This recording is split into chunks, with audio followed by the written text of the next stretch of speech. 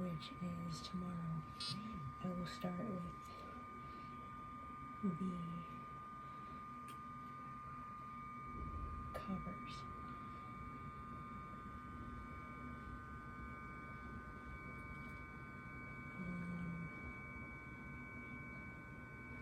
I need to pause real quick. Duration 30. Tamayo DR18. Sheet grabber. Button. Done. Pause. Button. Done. Done. Button.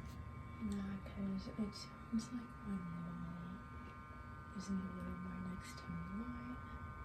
I'm moving some stuff around. And I don't know if I can talk freely. So I'm gonna wait a little bit. My browser also needs to start because I'm gonna pull up something that I need. Okay. Google.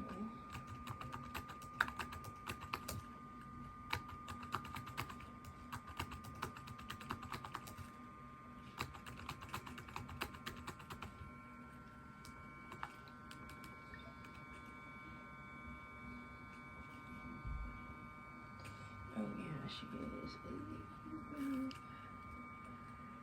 No.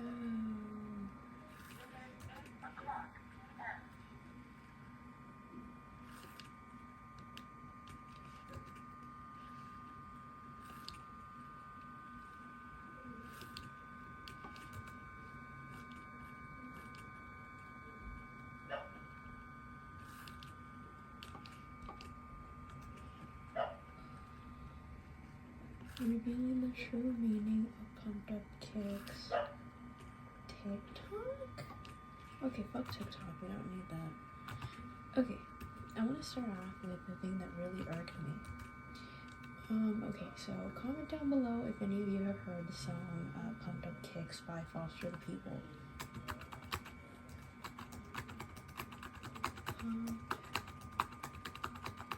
Sorry, I'm just trying to find the lyrics so I can show you something. I need to show you this, and I need to tell you exactly what I need to tell you this. I just can't anymore with my, religious family members. This is insane. No.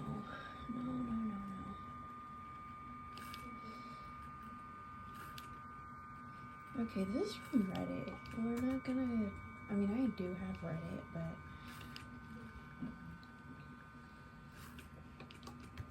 I just do not.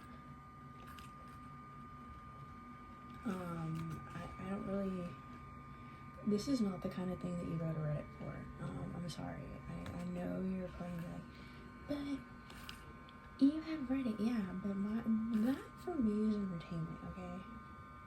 CNN politics? Whoa, okay. We're gonna do Genius lyrics. I do not like Genius lyrics. It takes like a bajillion years to load, and then it tricks you into thinking that it's loading, and then it does not. So I do not like Genius lyrics, but I feel like this is what we need to go with. I was in the car with my mom, on the way back home, and the song Pumped Up Kicks by Foster the People had come on this one radio station here in San Diego. My mom was fiddling around with the radio because every time that my brother borrows the van, he seems to mess with the radio stations, and she likes to have things set her own way, and my brother somehow can't seem to keep that in mind. And yeah,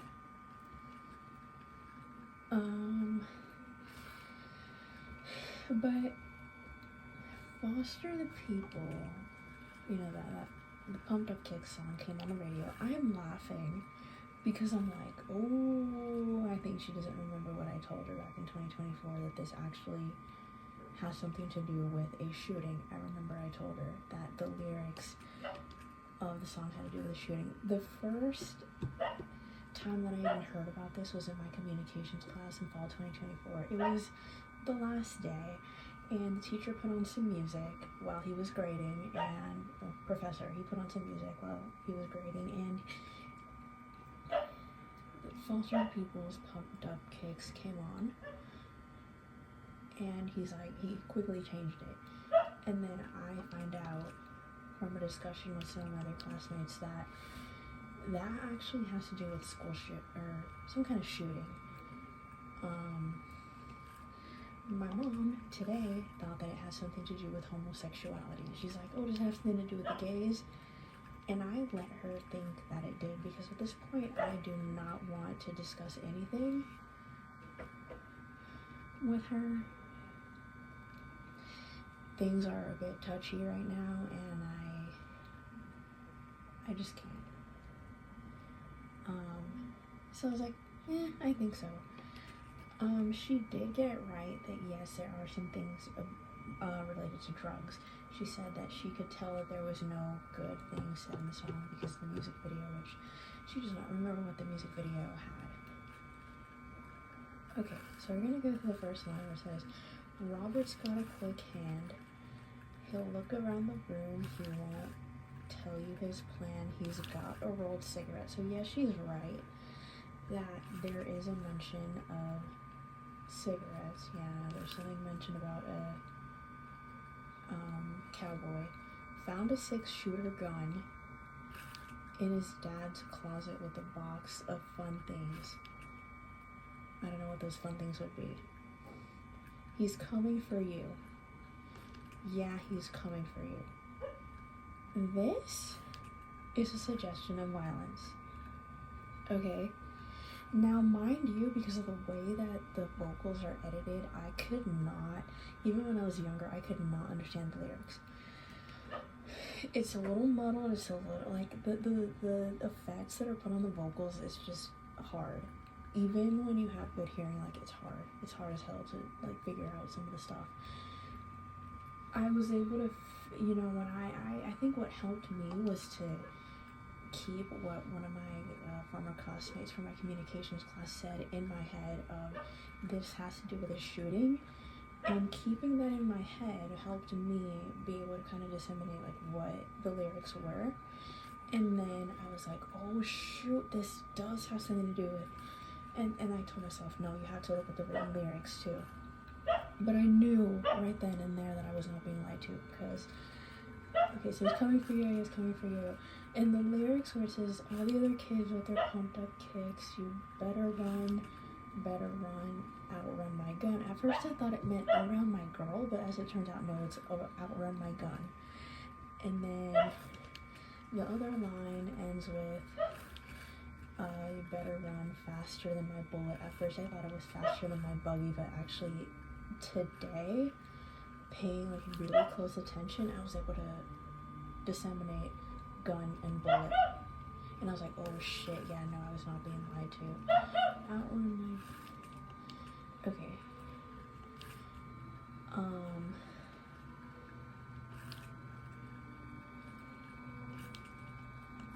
let me see. Alameda Beat, what? Okay, what was this?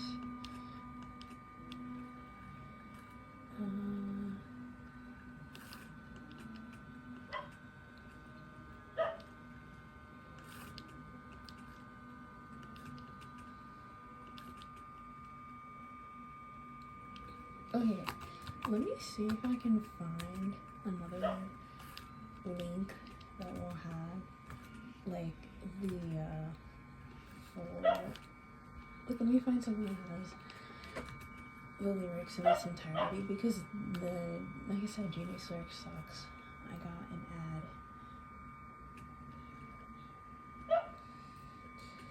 Let me see. Loading.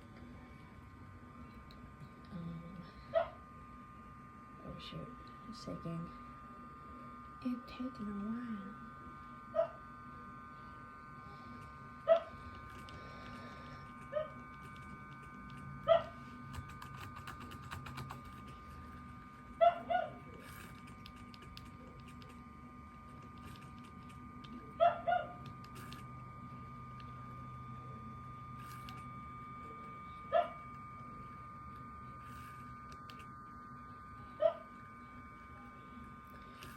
We also know that he found a gun and considers it a fun thing that's enough to make my skin crawl. Okay, so let me... This also has the fun, or not the fun, the meaning. I don't know where the hell my brain just went.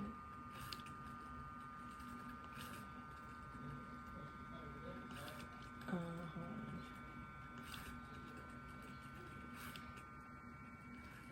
on. The chorus kicks in with a playful beat, but we are told that everyone should run and they have to be faster than his bullets. We don't know what his motive is, but we are starting to see what the plan was that Robert talked about in the first verse.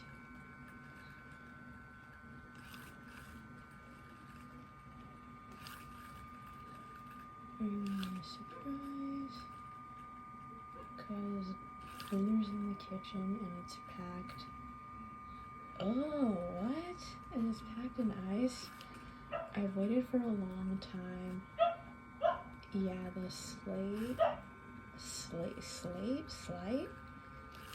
of my hand is now a quick pull trigger. I reason with my cigarette and say your hair's on fire, you must have lost your wits. Okay. Okay, so I'm gonna read this part. I have to admit that even reading this verse several times, I'm not sure what is happening. I just know that the voice behind the words sounds extremely sinister. Yeah. I'm sorry. And she thinks this is about the gays? Huh? Damn. Religious boomers are something else. That's all I'm gonna say. We have the chorus again, and this is the part where a lot of people start dancing again. It repeats a few more times, making it as memorable as It's a Small World in Disney? I don't know. It's easy to remember the words and sing along with it, even if you aren't fully aware what you are singing. Mark Foster's interview. When I first started researching the song and looking more into the meaning behind it, all I could find was starting to believe myself that the song is about a school shooting. Yup. Kids in daddy's closet. Yup. Robert was a teenager, still lived with his father. It even says later his father is working a long day, and I assume that he knew that because he was waiting at home. Oh, okay, yeah. He was waiting for his dad to get home. Yeah.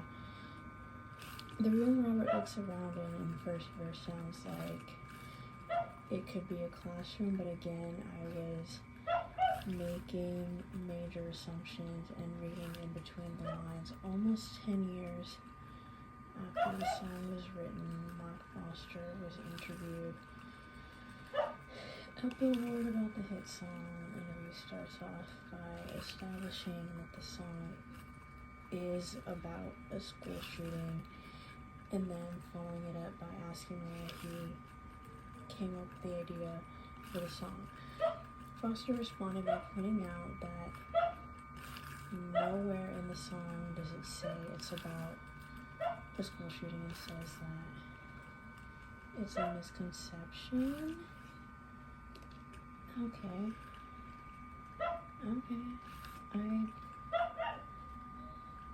Okay, well, yeah, it is about violent thoughts, but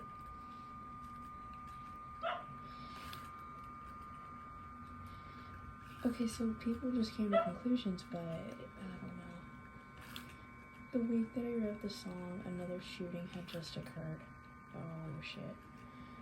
Last shooting was, he said he didn't remember which one. The song was written because Foster recognized that shootings were going to continue and that they were going to keep getting worse. The song was a warning.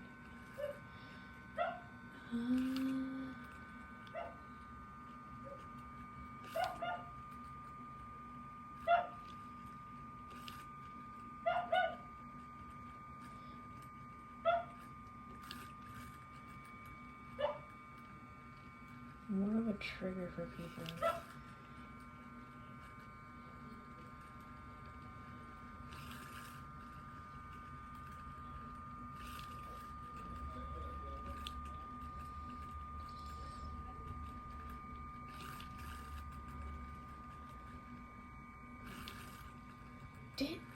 Oh, so, like, more mass shooters have used the song as inspiration? What the fucking hell? Okay. Nope.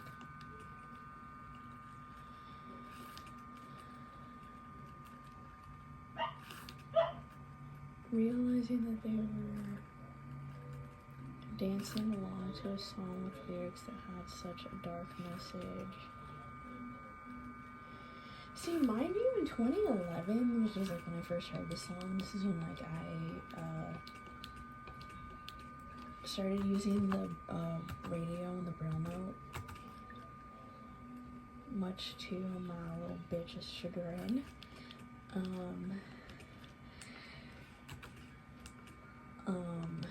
And I heard that song and I was like, eh. And mind you, 9-year-old me never thought that it would be about a school shooting or a shooting of any kind. And mind you, like I said, the lyrics were a bit hard to disseminate. Like, I tried. I really did. And there were a few words that I could pick out from, like, the weird sounding vocals. So...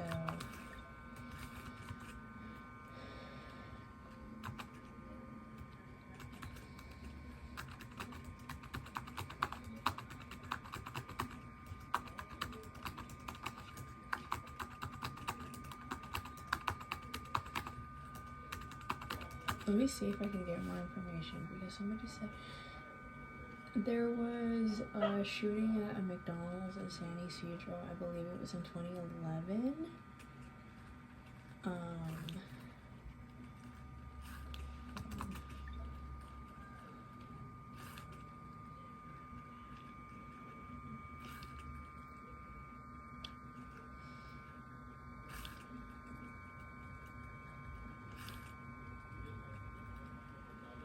Oh, I think it's music festival shooting.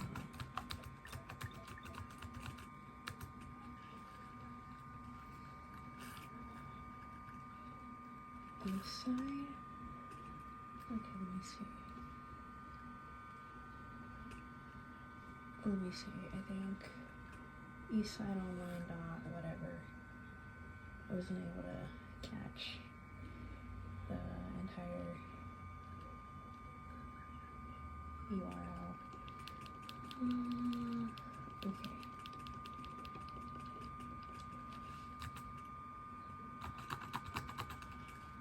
Delving deeper into the name. Okay, Juliet Brooks.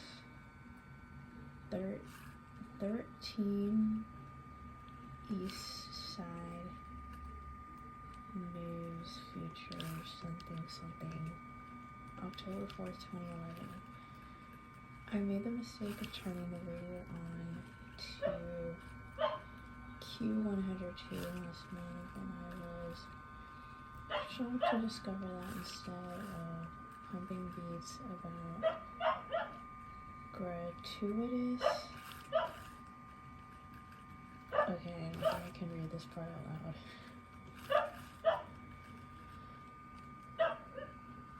Song was released in September of 2010 and is currently number 3 on Billboard's Top 100. Okay, so this was written in 2011. Great catchy beat.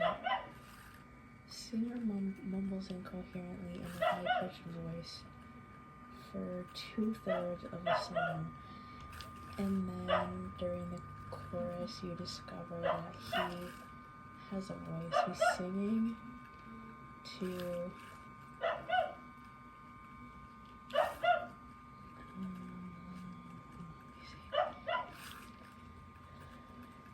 ridiculously catchy that I didn't even listen to the lyrics until one day in the car when my dad said, "Oh, this song is about Columbine." What? Dude. Okay, hold on. Let me do something real quick. I looked up the lyrics to Pumped Up Kicks because, even though the Columbine, Colorado shootings happened when I was 5, it's impossible not to know something about them. The Columbine shootings occurred in 1999. 2 boys at a high school in Colorado went into their school and killed 13 people, injuring 24 others. They then killed themselves. I don't think that Pumped Up Kicks is about Columbine. The song starts, Robert's got a quick hand. Neither of the boys in the Columbine massacre was named Robert. In the song, Robert finds a 6-shooter gun, and he's coming for you. There was another shooting called the West Roads Mall shooting in Omaha, Nebraska, in 2007. A teenager named Robert Hawkins killed 8 people and injured 4, and then committed suicide. This seems closer to the mark, but does it matter? Maybe it's not about a specific incident at all. The Pumped Up Kicks music video starts with a man in black clothes and sunglasses walking across a cement slab, making guns with his hands. A boy with a backpack and a deranged smile appears frequently throughout the disturbing video. I'm going to be clear, I don't think that Foster the People intended this song to be the next anthem for sociopathic, homicidal teenagers. In an interview with the LA Times, band leader Mark Foster said, Pumped Up Kicks is psychologically breaking down someone's state of mind, but diving in and walking in their shoes. Maybe your average music listener would never get to the lyrics, but for people who dig in and find the story, it's a slap in the face. I can't blame Foster the People for writing this song. The point of music and art is to make people dig deeper and question the meaning of things. However, this song made me realize something a lot of the time. We take for granted what's on the radio. If a popular, mainstream station is playing it, then we listen to it and enjoy it. Eventually, we dub it, overplay it, and move on to the next one. But how many times have songs like Pumped Up Kicks come onto the radio without really catching our attention? As a whole, maybe our society is more ignorant than we like to let on. We should probably start paying a little bit more attention. This time, the song was about a crazy killer. Before that, Eminem and Rihanna had Love the Way You Lie, released in August of 2010, which was about an abusive relationship. Love the Way You Lie won top rap song for Billboard Music Awards for 2011. And if we don't start paying attention to what the media streams through our heads, then what's going to happen to our society as a whole? I still think Pumped Up Kicks is really catchy, so maybe I'm a lost cause. But at least I've learned my lesson. I have to think about what is influencing me, instead of just taking everything as a given. 3. News story comments. 0. Like this story. Share on Facebook. Okay, I am going to link this. I actually have to put this in a Google document, and then I need to do what I need to do. Okay, I also want to talk about, because my mom finally put it on the Christian station that we usually listen to. So it's called Caleb. They do like prayer requests and stuff. I want to talk about one that really just like made me think.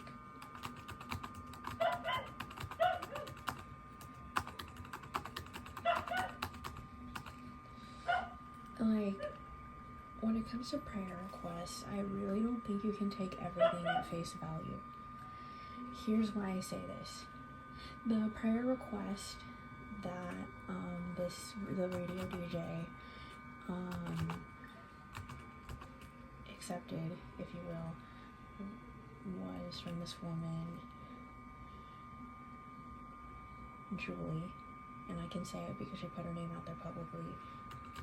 Don't try to find her, don't, just, no. There's no last name, and I'm pretty sure that that is for a reason. Do not try to find her. But what I am going to say is, she talks about her daughter-in-law who has anorexia, and she had been married to Julie's son for like 2 years, and then she asked for a divorce. Now look, mental health issues are a real thing, okay? I am not saying that they're not, But you also gotta wonder if maybe the mother-in-law turned out to be just like a total, you know, totally not, you know, they did not click. And you gotta wonder if maybe the mother-in-law wants her to be a certain way, or maybe the mother-in-law doesn't see her as a godly enough woman. Because yes, there are situations where, you know, you have an overbearing mother-in-law, you have an overbearing, you know, overbearing family members. And I understand that. And sometimes you end up marrying someone whose parents or whatever do not approve. And you never know, it could be that. Or maybe she could really just be concerned about her daughter-in-law's anorexia. But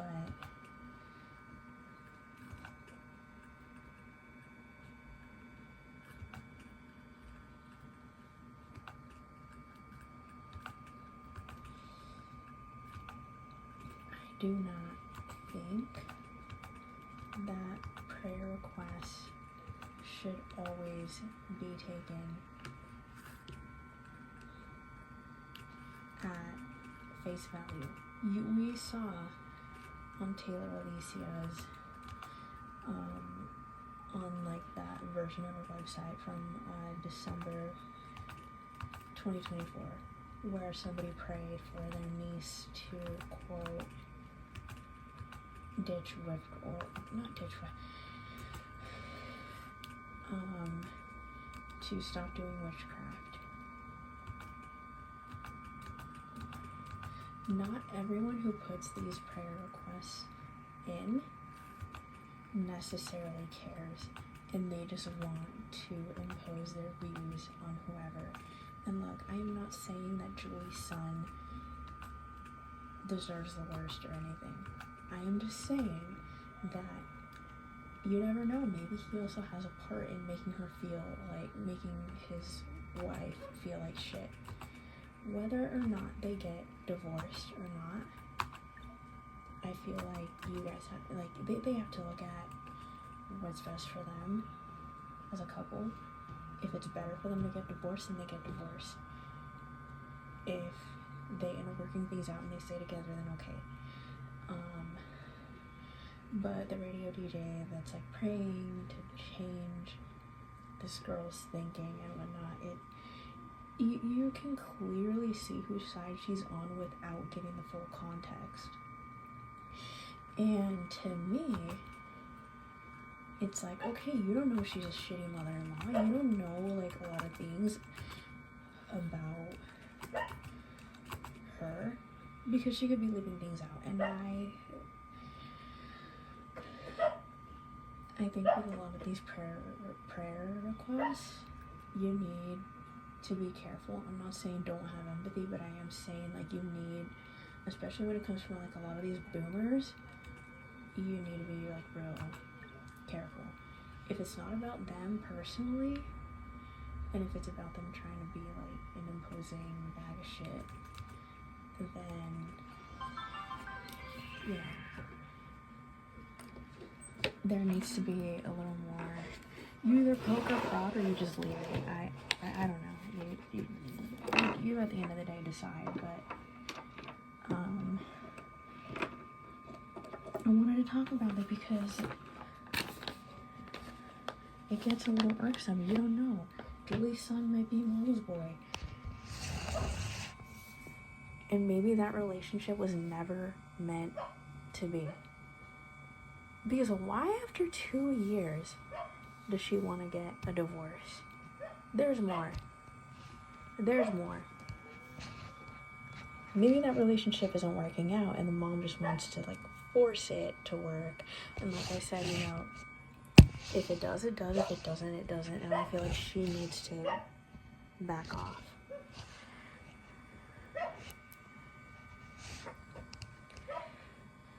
So yeah, that is a story about my religious mom and her misunderstanding of foster the people. And their song, Pumped Up Kicks, and that weird prayer request from a religious boomer. Another religious boomer. I promise on the 19th I am going to start with song covers. And we're going to go all the way till, let me see, Monday is the 28th, all the way till the 23rd. And then Monday we're going to start with my college era stuff. It looks like I have class on the 25th. So Monday, Wednesday, and Thursday I do not have class. Well, Monday and Thursday, because I have Monday. I go Monday, Tuesday, and Thursday to school. But this upcoming week, since we got Thanksgiving, you know, I think the two days I would not be going are Monday and Thursday. Tuesday looks like we got class. So, yeah.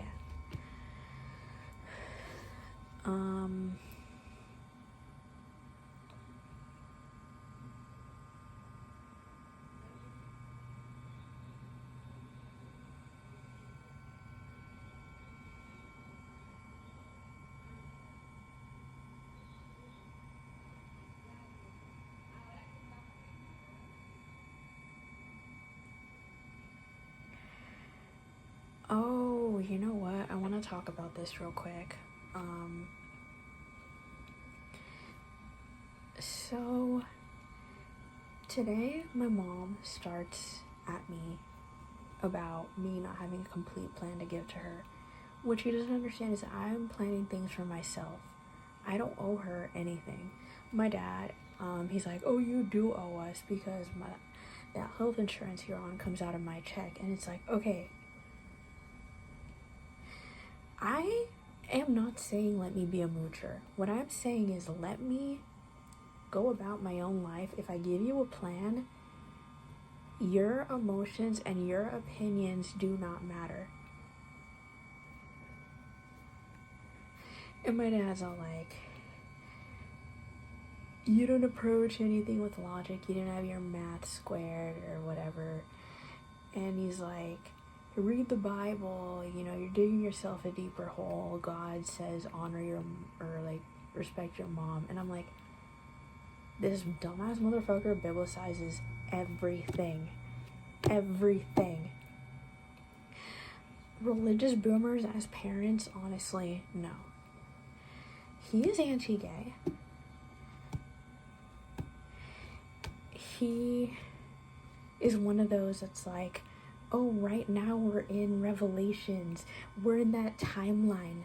I'm like, God fucking damn it.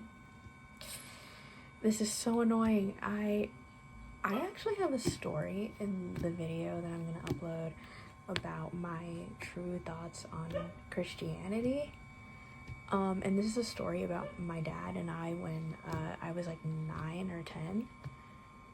Because it shows his apathy, and it shows that he's just more concerned about me, quote unquote, still being invested as far as like God and shit like that. When my brother and his ex broke up, I remember one of the things that he said to my brother was, you forgot God, in terms of, you know, intimacy outside of marriage. And it's like, if I were my brother, I would not have taken that. Like, if I was in his place, I would not have taken that. I would have been like, you know, if I loved this person, you know, and this is one of our, you know, if we were going to be intimate, like, you know, I'm older now. I am not in that school anymore. To me, purity ceremonies and purity rings and all this purity culture is stupid. It's stupid. I'm going to come out and say, I don't agree with purity culture. I do not like purity ceremonies or purity rings. It's all bullshit. And those are my thoughts. Like it or not, that's what I think. My mom, even though she is, pretty religious, at least she and I can agree on don't get married young, get a career, study, work, do whatever you need to do. So on that we can agree. I'm gonna go on a little side tangent.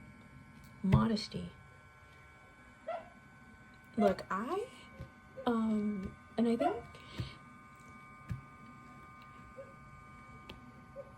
one cited dorm counselor that for sure that I can say can tell you, the mobility instructors at OCB and like a couple other people with full vision can tell you, I never wore anything that showed any skin. I had like 1, 2, 3 layers. During the summer, I usually have like pants and a long sleeve shirt. If I wear my little like nightgown or gown like dress type things, that's in the house. Because I mean, even though I have a fan on, I'm not gonna be just like dying in like fluffy clothes,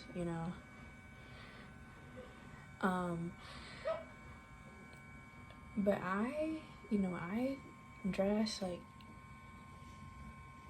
practically everything, well, I guess you can say like everything covered.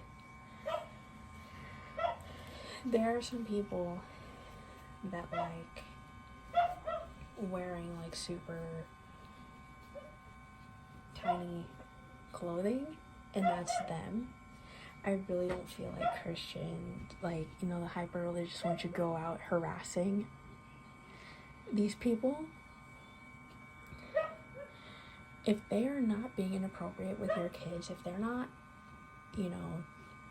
doing anything weird, leave them alone. This is not the Middle East where there are super strict rules as far as like what women can do, how they can dress.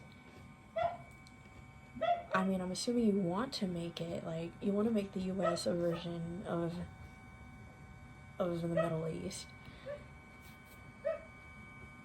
I think that's what these people want.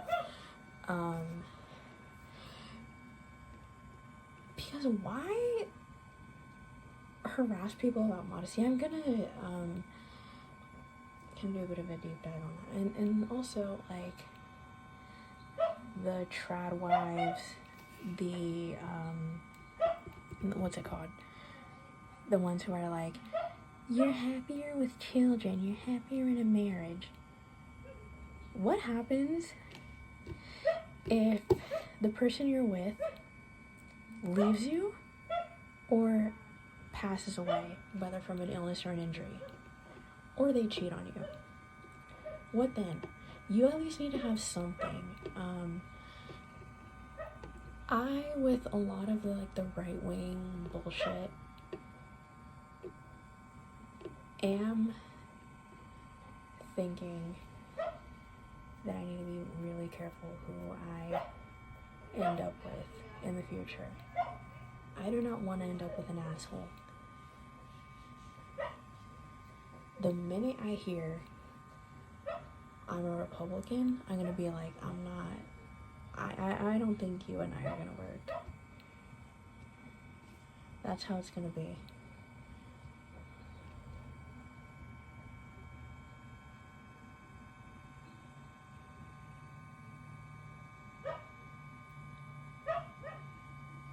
I'd prefer to date a Democratic Socialist over a MAGA. And I'm being for real.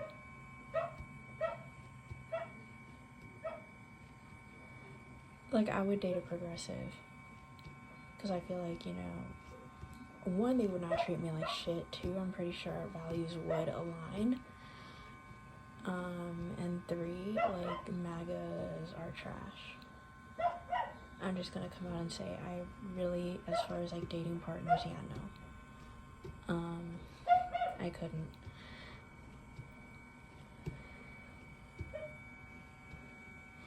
I will also say that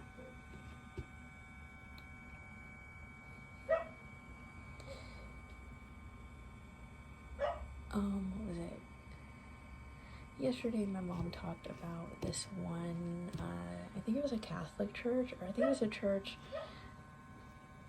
I don't remember what denomination. All I know is she said that people were outraged because there was a gay wedding, and then there was a pride flag. I'm like, that is, you need to get your priorities straight. You can't be mad over that.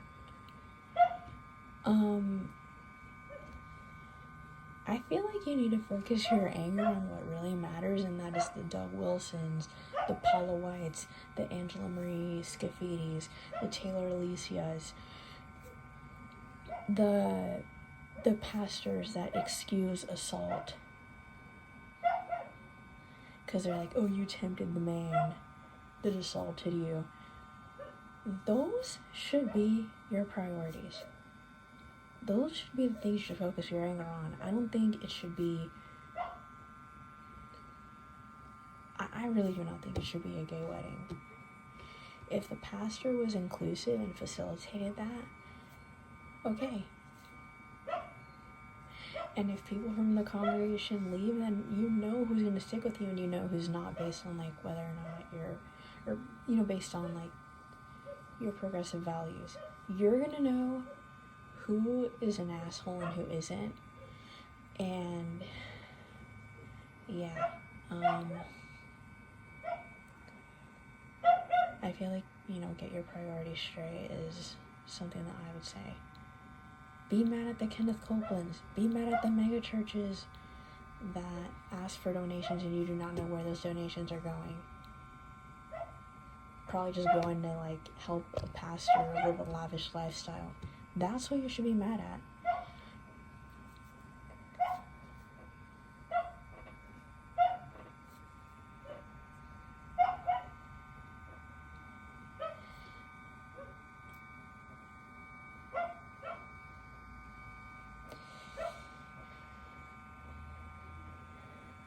So, yeah.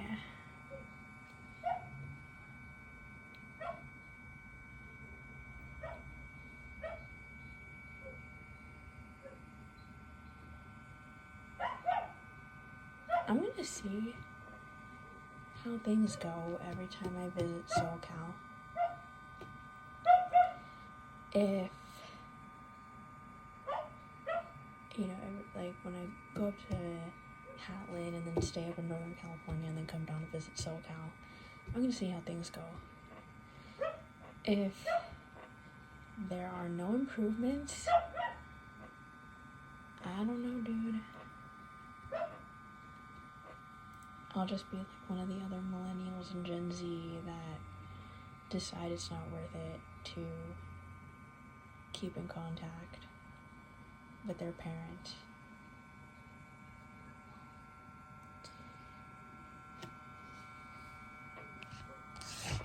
Done. Button. Pause. Button. Fast forward. Play. Button. Rewind. Current position. 44 minutes. 40 seconds. Wow, okay. Rewind. Play. Fast forward. Pause. Button. I'm gonna pause.